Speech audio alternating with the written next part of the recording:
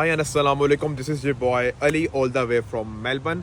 और जैसा कि आपने टाइटल पढ़ ही लिया होगा कि आज की वीडियो जो है वो स्पेशली है ऑस्ट्रेलिया वर्सेस कनाडा के बारे में।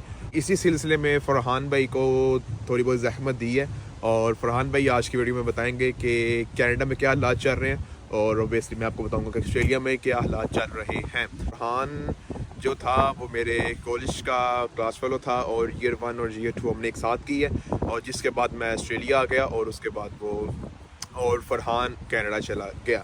फ़रहान भाई, ओवर टू यू। अस्सलाम वालेकुम, मेरा नाम फ़रहान टाइम मैं कनाडा में हूँ, डाउनटाउन टोरंटो में हूँ।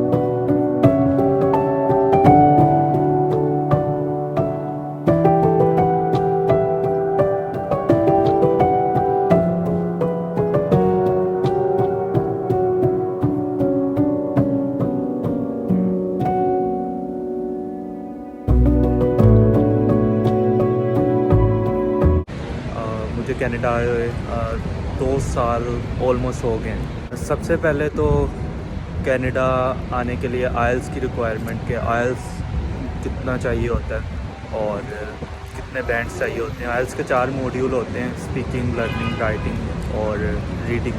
तो हर मॉड्यूल में कनाडा की रिक्वायरमेंट है कि 6 बैंड होना चाहिए और ओवरऑल 6.5 होना चाहिए। तो ये इधर कनाडा और कनाडा इसमें भी डिपेंड करता है कि आप किस मेथड से आ रहे हो। कनाडा आने के 2 मेथड्स हैं बेसिकली, STS और नॉन STS। STS होता है स्टूडेंट डायरेक्ट स्ट्रीम, जिसके थ्रू मैं आया हूँ, और एक होता है नॉन STS, वो दूसरा मेथड होता है। तो स्टूडेंट डायरेक्ट स्ट्रीम में क्या होता है कि आपने अपनी जब सबसे पहले तो आप आइल्स करते हो, आइल्स किया आपने, उसके बाद आपका अगला स्टेप होता है कि आपने यूनिवर्सिटीज़ में अप्लाई करना होता है। यहाँ पे कॉलेजेस या यूनिवर्सिटीज़ में अप्लाई करते हो, फिर आपको एक ऑफ़र लेटर आता है। तो जब जैसे ही आपको ऑफ़र लेटर आता है, आपने फ़ीस जमा करवानी होती है। फ़ीस जमा करवाने के बाद इसके अंदर एक एक्स्ट्रा स्टेप ये होता है कि आपने कनाडा में एक बैंक अकाउंट खुलवाना होता है और उस बैंक अकाउंट में आपने $10,000 कनेडियंस जमा करवाने होते हैं, जो कि आपको वापस मिलेंगे जब आप कनाडा में आओगे। जैसे आप कनाडा में आओगे, आपको हर महीने में वो $10,000 जो अमाउंट है वो वापस मिलती रहेगी, $600 करके।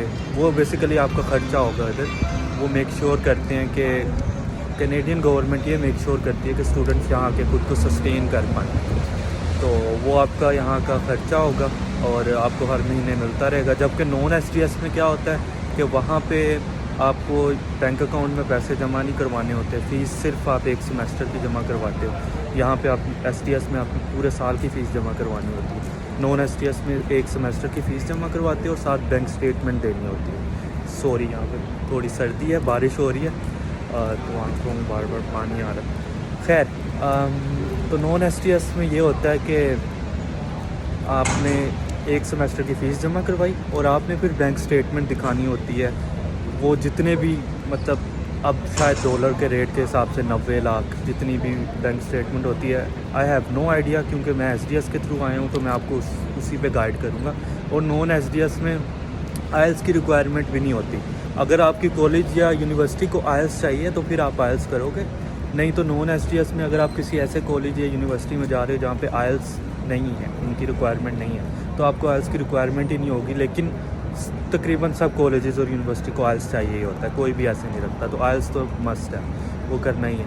और अब STS पे आते हैं। फ़ीस जमा करवा दी, आइल्स कर लिया, फ़ीस जमा करवा दी, उनका ऑफ़र लेटर आ गया और फिर उसके बाद आपने $10,000 यहाँ पे GIC अकाउंट खुलवाना होता है, उसमें जमा करवा दिए। उसके बाद फिर आप वीज़ा के लिए अप्लाई करते हो। ये सारे डॉक्यूमेंट्स लेके आप वीज़ा के लिए अप्लाई करते हो और फिर आपको वो जो वीज़ा का प्रोसेस होता है उसकी फ़ीस वगैरह जमा करवाने के बाद जो भी STS में ये होता है कि आपके वीज़ा का जो 45 days, I am not sure 45 days या 35 डेज़ के अंदर आपको उन्होंने बताना होता है कि आपका वीज़ा एक्सेप्ट हुआ कि रिजेक्ट हुआ। जबकि नॉन STS में आपको 6-6, 7-7 महीने भी लग जाते हैं। खैर, मेरे साथ ये केस इसलिए नहीं था क्योंकि जब मैं STS के थ्रू आया था तो तब यहाँ पर कोरोना चल रहा था, कोरोना के मिड में आया था, तो मुझे काफ़ी टाइम लगा था मेरे वीज़ा को आने में, 4 महीने लग गए थे। हालांकि मैंने STS के थ्रू अप्लाई किया था, बट अगर अब आप लोग करोगे तो मोस्ट प्रोबेबली आपका जो रिज़ल्ट है 40 डेज़ के अंदर अंदर या 45 डेज़ के अंदर अंदर आपको पता चल जाएगा कि आपका वीज़ा एक्सेप्ट हुआ है कि रिजेक्ट हुआ है। और ये तो हो गया आपका आइल्स हो गया, वीज़ा का प्रोसेस हो गया। और इसमें ख़र्चा कितना आएगा, ये भी क्वेश्चन आता है कि इसमें ख़र्चा कितना आएगा। मैं जब यहाँ पर आया था तो मुझे overall including tickets and everything मुझे 40 लाख खर्चा आया था। बट अब जो डॉलर का रेट है वो बहुत मतलब पैसे की वैसे ही वैल्यू बहुत कम हो गई है, तो डॉलर के रेट के हिसाब से वैल्यू काफ़ी ज़्यादा हो गई हो। कॉलेज में आया था तो कॉलेज की 1 साल की फ़ीस मेरी $16,000 के करीब बन रही थी, तो वो पाकिस्तानी 22-23 लाख बने थे। और उसके बाद GIC अकाउंट में जो मैंने पैसे जमा करवाने $10,000 वो मिला लो, 10 वो 32,000 और आयल्स मिला के, तो ये सारा ख़र्चा मिला के ओवरऑल मुझे 40 लाख का ख़र्चा आया था। अब बात करते हैं यहाँ रहने की कि यहाँ पे लिविंग का क्या ख़र्चा, और उससे पहले बात करते हैं कि यहाँ पे जॉब मिलती है कि नहीं मिलती। तो स्टूडेंट्स के लिए यहाँ पे रिक्वायरमेंट है कि 20 घंटे से ज़्यादा आपने एक हफ़्ते में काम नहीं करना होता। 20 घंटे आपकी लीगल रिक्वायरमेंट है कि आप 20 घंटे ही काम करोगे। अभी ये रूल उन्होंने चेंज किया होगा, जो एग्जिस्टिंग स्टूडेंट्स थे उनके लिए दिसंबर 31 तक आप 20 घंटे से ज़्यादा भी काम कर सकते हो, मतलब फुल टाइम भी काम कर सकते हो। क्या होता है कनाडा में, आप 2 साल की स्टडी करते हो तो उसके बाद आपको 2 साल का वर्क परमिट मिलता है। तो अगर आपने ज़्यादा काम किया या फिर थोड़ी हैंकी पैंकी की तो फिर आपको वर्क परमिट जो है उसमें मसला होगा। तो लिविंग एक्सपेंस क्या है, लिविंग एक्सपेंस डिपेंड करता है आप डाउनटाउन से कितना दूर रहते हो। मैं डाउनटाउन में रहता हूँ। डाउनटाउन में जो एवरेज, अगर आप अच्छी जगह पे रहना चाहते हो और आप अपना प्राइवेट रूम चाहते हो, किसी कोंडो में आप शेयर कर रहे हो, जैसे 3 रूम है कि एक कोंडो में आप 1 रूम ले रहे हो, तो $1400 यहाँ पे एक एवरेज होता है कि आप $1400 उसका रेंट होता है महीने का। लेकिन मैं जो एक घर में रह रहा हूँ, डाउनटाउन में रह रहा हूँ, बट वो थोड़ा सा पुराना है और उसमें अपना प्राइवेट रूम नहीं है, बट मैं 800 पे कर रहा हूँ, विच इज़ वेरी रेयर। अब उसका भी रेंट बढ़ चुका है, तो 800 डाउनटाउन में इज़ वेरी रेयर। तो लोग अगर या तो डाउनटाउन में अगर रहना है तो लोग या तो शेयरिंग में रहते हैं if you are worried about your expenses, या तो डाउनटाउन से थोड़ा दूर चले जाओ। जितना दूर चले जाओगे उतना रेंट कम होता जाएगा। डाउनटाउन में रहने का फ़ायदा क्या है, डाउनटाउन में रहने का फ़ायदा है ट्रांजिट यहाँ पे है, आपको कार की ज़रूरत नहीं पड़ती, ट्रांजिट से इजीली ट्रैवल कर लेते हो। मेरी जॉब यहाँ पे है, मैं जॉब से आ रहा हूँ, अभी वॉक करके घर जाऊँगा। एक्सपेंस अगर मैं ब्रेक डाउन करो तो आप एक महीने का रेंट मिला के, अगर आपका एवरेज, चलो आप डाउनटाउन से बहुत दूर रहते हो तो चलो 700 लगा लो, 700 तो फिर भी आपको पे करना ही पड़ेगा। 700 रेंट हो गया, उसके बाद बल्कि मैं अपना ब्रेक डाउन देता हूँ, 800 रेंट और ग्रोसरीज़ में $250 महीने का, या 300-250, तो मैं बहुत कम बता रहा हूँ क्योंकि मैं खाना अपना खुद बनाता हूँ, ग्रोसरी खुद करता हूँ, बाहर से कम खाता हूँ। तो मैंने बड़ा मिनिमाइज़ किया हुआ है, बड़ा उसको कंट्रोल किया हुआ है अपने खर्चे को। तो $200 मैं वो लगाता हूँ ग्रोसरी का, 250 लगा लेते हैं, 800 250 $1050 ये महीने के सिर्फ खाने और रेंट के। इसके साथ अपना फ़ोन का बिल $60 अगर आपने वाईफाई लगवाया हुआ है तो मैंने लगवाया हुआ है 120, तो वो कर लो $1220, सॉरी 1050 और 120, तो ये कितने होते हैं?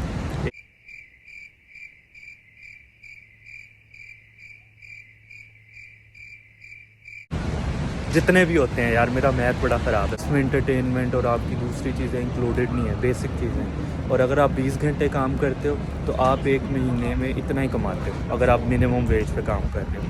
तो यहाँ पे बेस्ट रिकमेंडेशन मेरी ये है, या तो कोई स्किल सीख के आओ, वहाँ से कोई फ्रीलांसिंग स्किल सीख के आओ जो आपको 1 घंटे में पे ज़्यादा करे। सर्वाइवल के लिए ना आपको महीने का 2200-2400, इवन 2000 में भी सर्वाइव कर सकते हो बहुत मुश्किल से, लेकिन इतना तो आपको चाहिए। लोग ये भी पूछते हैं कि यहाँ पे PR के चांसेस क्या हैं, और मैंने ऑस्ट्रेलिया की जगह कनाडा को क्यों चुना। बेसिकली यही वजह थी ऑस्ट्रेलिया को ना चूज़ करने की और कनाडा को चूज़ करने की, तो कनाडा में थोड़ी PR ईजी है। कनाडा का वीज़ा प्रोसेस थोड़ा मुश्किल है, बट PR थोड़ी ईजी हो जाती है उसकी, क्योंकि यहाँ पे पॉपुलेशन बहुत कम है। और ये भी डिपेंड करता है आप कौन से प्रोविंस में जा रहे हो। अगर तो आप ओंटारियो में आ रहे हो, ये इनका काफ़ी पॉपुलेटेड प्रोविंस है, और यहाँ पे PR के चांसेस हैं, लेकिन ऑस्ट्रेलिया की निस्बत ज़्यादा है, बट दूसरे प्रोविंसेस की निस्बत कम है क्योंकि ये काफ़ी पॉपुलेटेड है। और अगर आप दूसरे प्रोविंस जैसे कि मैनिटोबा में जाते हो, वहाँ पे पीआर के चांसेस और ज़्यादा हो जाते हैं। और क्वेश्चन ये पूछा जाता है कि यहाँ का वेदर कैसा है। यहाँ का वेदर बहुत अनप्रेडिक्टेबल है। कभी भी गर्मी हो रही होती है और थोड़ी देर बाद बारिश हो जाती है, फिर सर्दी हो जाती है। सर्दी बहुत है यहाँ पे। सो अगर आपको सर्दी पसंद नहीं है तो कनाडा आपके लिए नहीं है, क्योंकि यहाँ पे सर्दी बहुत है। इवन गर्मियों में भी समर्स यहाँ पे मैं 2 महीने के लिए मिलते हैं। मैं डराने की कोशिश नहीं कर रहा। यहाँ पे बहुत मतलब हर जगह सर्दी से बचने के लिए इनका निज़ाम काफ़ी ठीक है। बस स्टॉप्स में हीटर होता है, बिल्डिंग्स में हीटर होता है, बट बाहर आने जाने के लिए और बाहर काम के लिए जब स्नो हो जाती है स्पेशली तो बहुत मसला होता है।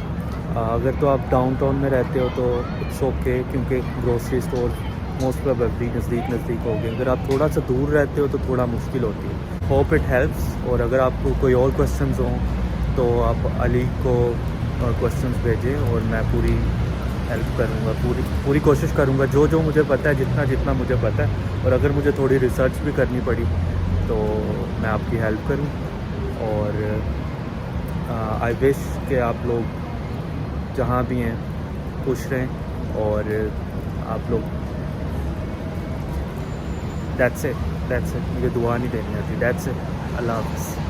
ये तो थी कनाडा की स्टोरी। और ऑस्ट्रेलिया का मैं आपको जल्दी से समराइज़ वगैरह करके बता दूं, क्योंकि मैंने ऑस्ट्रेलिया का वीज़ा प्रोसेस में एक डिफरेंट और कंप्लीट इन डेप्थ जाके वीडियो बनानी है, तो उसमें आपको बता दूंगा। लेकिन समराइज़ करके और आपको थोड़ा बहुत बता देते हैं।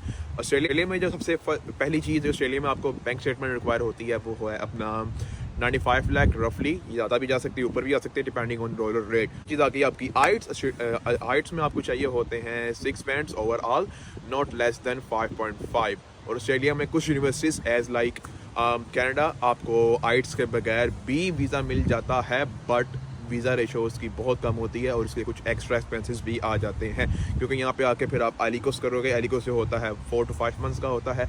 अगर आपने एलिकोस के बारे में कुछ इन्फॉर्मेशन वगैरह लेनी है तो मैंने उसकी वीडियोस ऑलरेडी बनाई हुई हैं, मैं आपको लिंक उसका शेयर कर दूंगा, तो आप जाके वो चेक कर सकते हैं इन डेप्थ। और बट मेरी कोशिश ये होगी कि जैसे कि मैंने वो वीडियोज़ बनाई थी ऑलमोस्ट 3 years बैक, तो मेरी कोशिश ये होगी कि मैं दोबारा वीडियोस बनाऊं। ऑस्ट्रेलिया में आगे आपने आइट्स शो करा दिया, बैंक स्टेटमेंट शो करवा दिया, आपका वीज़ा आ गया।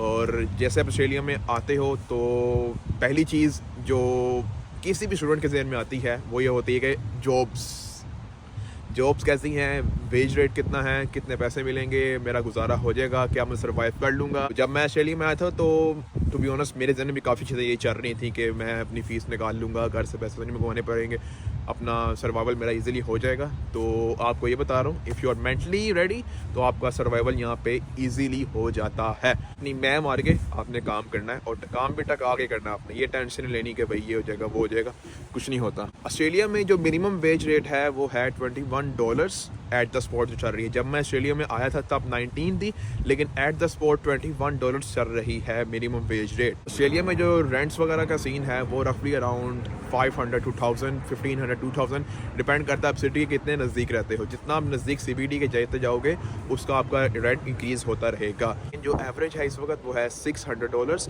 एक्सक्लूडिंग उसमें बिल्स वगैरह ऐड नहीं है। अगर बिल्स वगैरह आप ऐड करते तो आपका 650-700 रफली हो जाता है। और दूसरी बात आई ग्रोसरी की, जैसे कि फरहान भाई भी घर में ग्रोसरी करता है, मैं भी घर में ही खाना शाना बनाता हूँ, तो उसका जो अगर आप ग्रोसरी करते हो पर मंथ आपका इजीली 200 से 300 के दरमियान हो जाता है।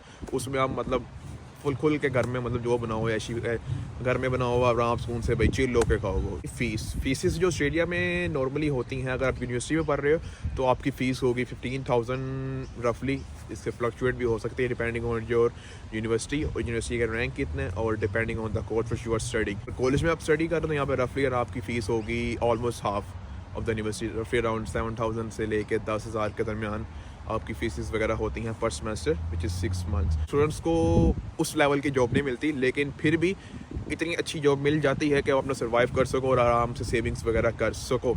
PR, this is the main question जिसके लिए हम यहाँ पे आते हैं।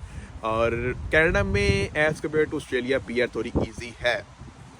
और ऑस्ट्रेलिया में ये नहीं कि बिल्कुल इम्पॉसिबल है, लेकिन ऑस्ट्रेलिया में PR मिल जाती है अगर आपके पॉइंट्स वगैरह पूरे हों, अगर आप वो अपनी स्टडी कर रहे हो जो यहाँ पे रिक्वायर्ड है, मतलब स्किल्ड ऑक्यूपेशन लिस्ट में है। तो इसकी वेबसाइट पे जाके आप चेक कर सकते हो कि ऑस्ट्रेलिया में स्किल्ड ऑक्यूपेशन लिस्ट में इस वक्त कौन कौन सी जॉब्स हैं, तो अगर आप वो जॉब्स कर रहे हैं तो आपको इजीली पीआर मिल जाती है ऑस्ट्रेलिया में, as long as you're studying, you're attending classes और असाइनमेंट्स वगैरह कर रहे हो आप टाइम पे, तो आपको पीआर यहाँ पे मिल जाती है।